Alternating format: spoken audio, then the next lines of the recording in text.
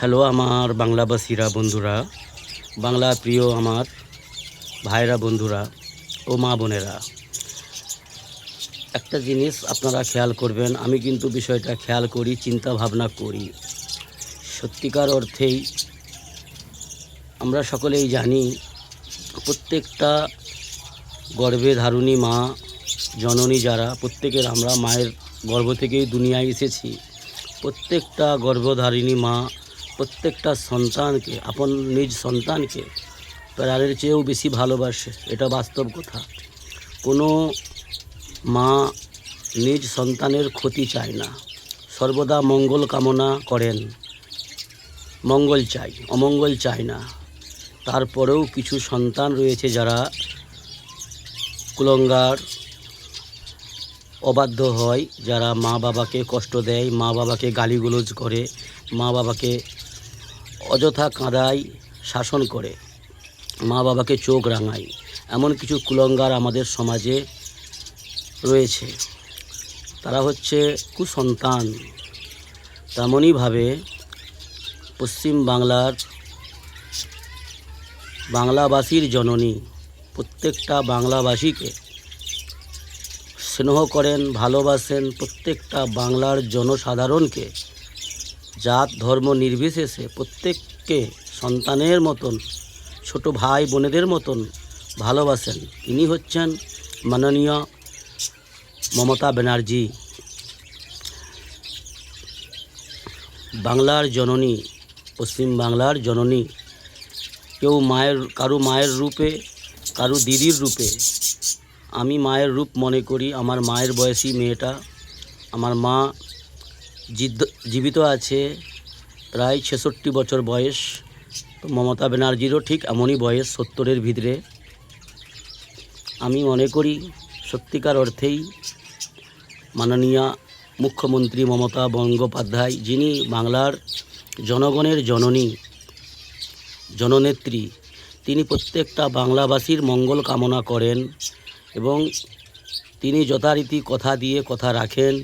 জনগণের জন্য, জনতার জন্য কাজও করেন, আগামীতেও করবেন।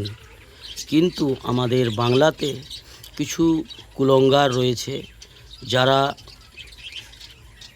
অর্থলোভী, যারা ক্রিমিনাল, যারা দুষ্টু, যাদের রক্তধারাতে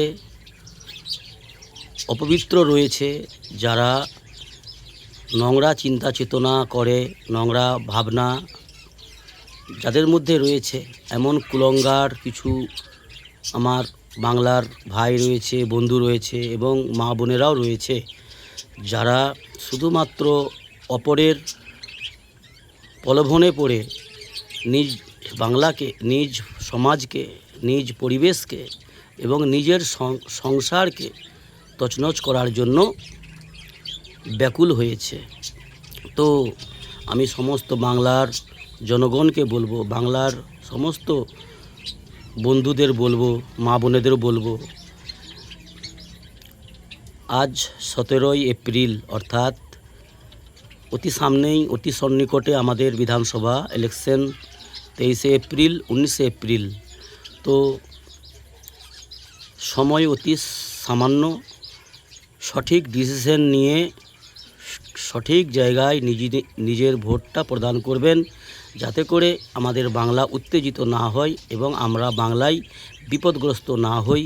অন্যান্য রাজ্যের মতন আমরা সোশ্যাল মিডিয়ায় দেখছি, বিহার, উত্তরপ্রদেশ এবং উড়িষ্যা, আসাম বা আরও যে সমস্ত রাজ্যে, গুজরাট, এই সমস্ত রাজ্যে যেখানে যেখানে বিজেপির সরকার রয়েছে, সেই সমস্ত রাজ্যে ভয়ানক পরিস্থিতি। সেখানের জনগণ বড় বিপদে রয়েছে।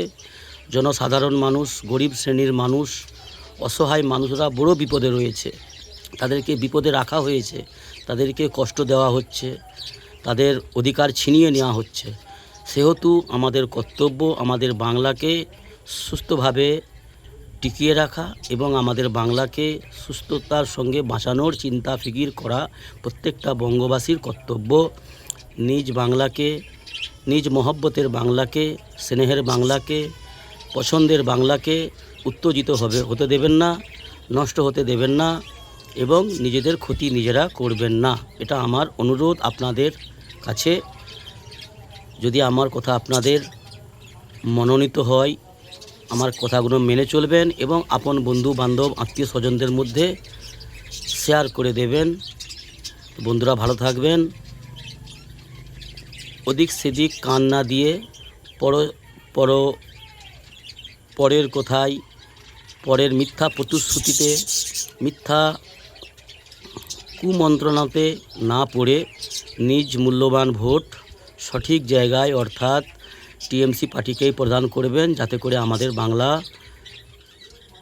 দীর্ঘদিন শান্তিতে থাকে এবং সুন্দরভাবে থাকে, যাতে করে আমাদের মাননীয় মুখ্যমন্ত্রী মমতা বন্দ্যোপাধ্যায় আগামীতে আমাদের বাংলার জন্য, বাংলার জনগণের জন্য অনেক উন্নয়ন করতে পারে এবং আরও বেশি প্রকল্প দিতে পারে।